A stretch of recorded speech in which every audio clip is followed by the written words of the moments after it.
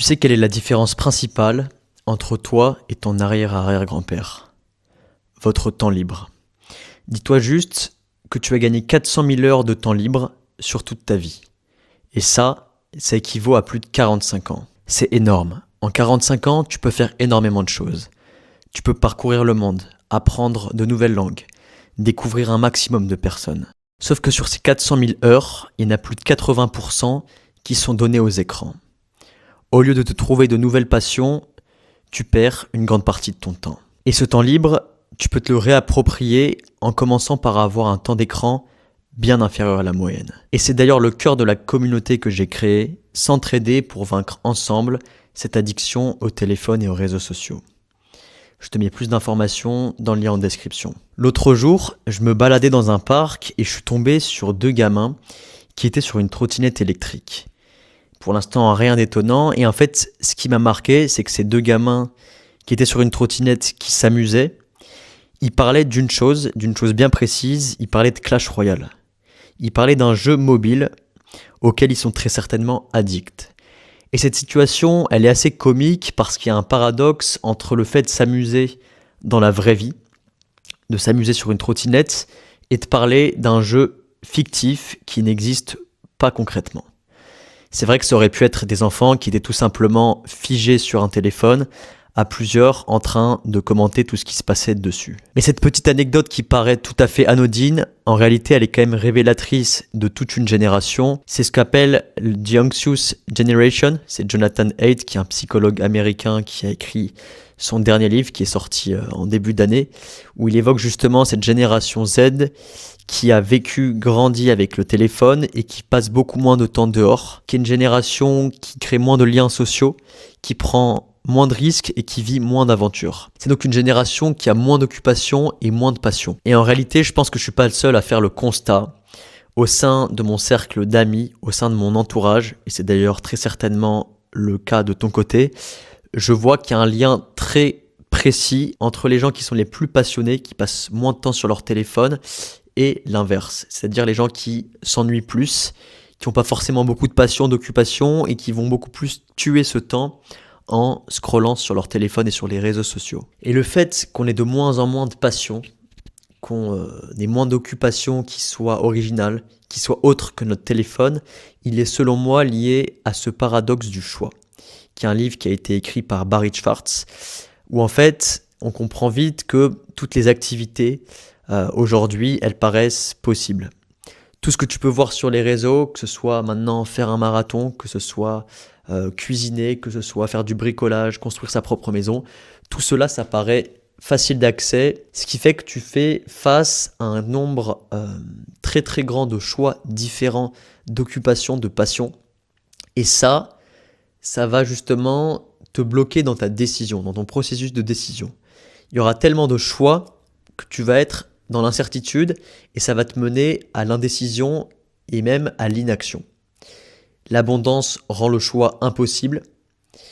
Il y a plein d'occupations en même temps, tu ne sauras plus quoi choisir, ou ça va alors même te rendre plus malheureux. Par rapport à tout ce panel de choix, tout ce panel d'activités, d'occupations, tu vas plus savoir où mettre la tête. Tu vas pas avoir l'impression de choisir par toi-même parce que tu vas potentiellement être influencé par ce que tu vas voir sur les réseaux. Et surtout, tu vas sans cesse penser que tu peux trouver mieux ailleurs. Et ce qui fait qu'il y a tout un tas d'occupations qui vont pas être forcément durables.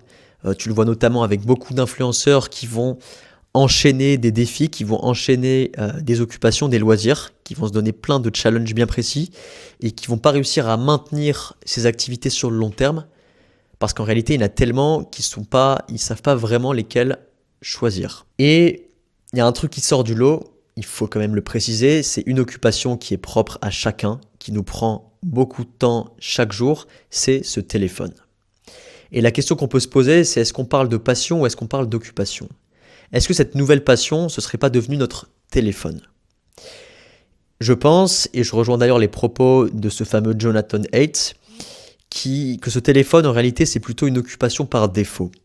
On ne choisit pas cette occupation parce que c'est quelque chose qui nous procure un vrai état de bien-être, parce que c'est quelque chose qui est forcément ludique. C'est d'ailleurs ce que Jonathan Haidt dit, c'est que le téléphone, en réalité, quand on est dessus, quand un gosse est dessus, il n'y a rien de vraiment extasiant. Tu préfères certainement manger quelque chose de sucré, vivre une expérience avec des potes en pleine nature. Il n'y a rien d'extasiant autour du téléphone. Et d'ailleurs, j'aimerais rajouter une petite nuance sur cette notion de passion. J'ai eu très récemment une discussion avec mes parents sur leur jeunesse où je leur ai posé la question, je voulais savoir si ils se souvenaient avoir eu des passions ou alors dans leur entourage lorsqu'ils étaient jeunes. Et ils m'ont répondu, je ne m'attendais pas forcément à cette réponse, ils me disaient que pas nécessairement, et qu'il y avait plusieurs raisons qui expliquaient tout ça. D'abord, le fait qu'ils n'avaient pas forcément accès à autant d'informations. Il n'y avait pas autant d'activités de loisirs qui nous étaient accessibles et qu'on connaissait. Il y avait aussi un sujet, c'est qu'en réalité, tout le monde n'était pas forcément passionné. Un petit peu comme aujourd'hui, au final, on connaît, je pense que c'est aussi le cas pour toi, on connaît très peu de personnes qui ont des passions qui les drive au quotidien, qui font qu'ils sont à 100% consacrés sur ces tâches. Et ça, je pense que c'était aussi propre à leur génération, aux générations plus vieilles, c'est qu'on pouvait peut-être parler plutôt d'occupation, mais pas forcément de passion. Et enfin, il y a un sujet que je trouvais assez intéressant, c'est qu'il y a beaucoup de passions, quand tu y penses, qui sont assez inaccessibles. Tu penses aux instruments de musique, tu penses au sport, au tennis, au sport en club où il faut payer une licence, tout n'est pas accessible à tout le monde, ce qui rend des passions pas forcément atteignables par n'importe qui. Et c'est pour ça qu'il faut peut-être plutôt parler d'occupation que de passion. Et justement, ce téléphone, en nuançant sur ses propos, tu te rends compte qu'il n'a pas forcément eu d'impact direct sur nos passions, mais plutôt sur nos occupations au quotidien, parce que c'est lui qui est devenu l'outil qu'on utilise peut-être le plus chaque jour. J'ai eu une discussion très récemment avec un ami qui est très proche, et je me souviens qu'on parlait un petit peu de cette rentrée, cette nouvelle année d'études, cette dernière année d'études, et il me disait « Je ne sais pas quoi faire de mes journées quand je ne vais pas en cours ». Et c'est vrai que sur le moment, ça m'a un petit peu interloqué, je savais même pas trop quoi répondre, et du coup je lui ai juste répondu « Tu peux simplement lire ». Et après cette réponse, je me suis senti un petit peu bête sur le coup, je me suis dit « Mais en fait, j'aurais pu lui répondre autre chose, moi qui fais des vidéos tout seul derrière mon téléphone, j'aurais pu lui donner d'autres conseils pour que concrètement il puisse mettre des choses en application pour s'occuper au quotidien. » Mais en réalité, est-ce que j'ai vraiment une réponse à lui donner ?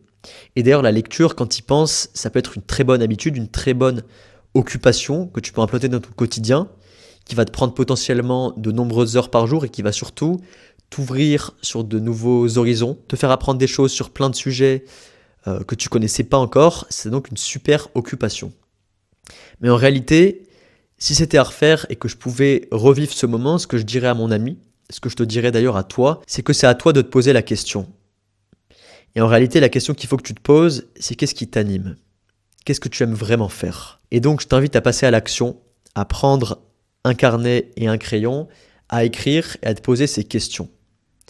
Tu vas vite te rendre compte qu'il n'y a pas 50 000 choses que tu aimes faire. Il n'y a pas 50 000 choses qui t'animent au quotidien et qui pourraient devenir des occupations. En réalité, ça se compte peut-être sur les doigts d'une main. Ces occupations, ces passions, peut-être qu'elles sont même ancrées au plus profond de toi-même parce que tu as oublié qu'elles existaient à cause de ton téléphone. Peut-être que ton téléphone, il a pris une place tellement importante dans ta vie que tu sais plus ce que tu aimes vraiment. D'où l'intérêt de cet exercice et de mettre ces idées sur papier, c'est de vraiment rentrer en introspection.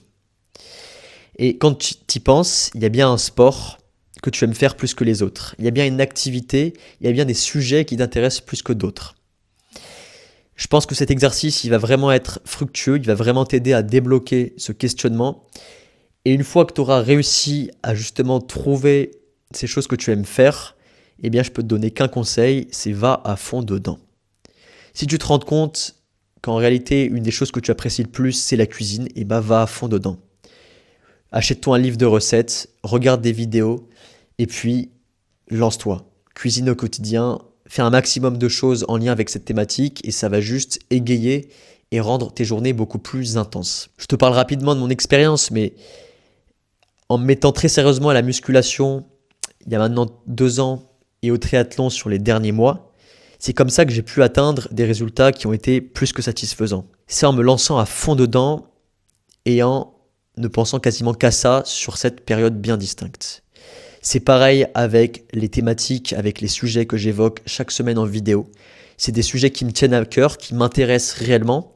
Et c'est pour ça que maintenant, la plupart du contenu que je consomme sur YouTube, c'est du contenu qui est en lien avec cette thématique, qui est en lien avec le téléphone et cette addiction et comment y remédier.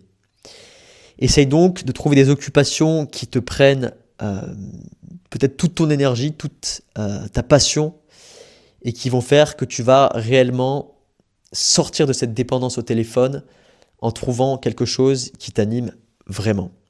Je termine juste avec ça, avec ma communauté Esprit Libre que j'ai créée. Il y a tous ces sujets qui vont au-delà du téléphone qu'on évoque à l'intérieur de cette communauté.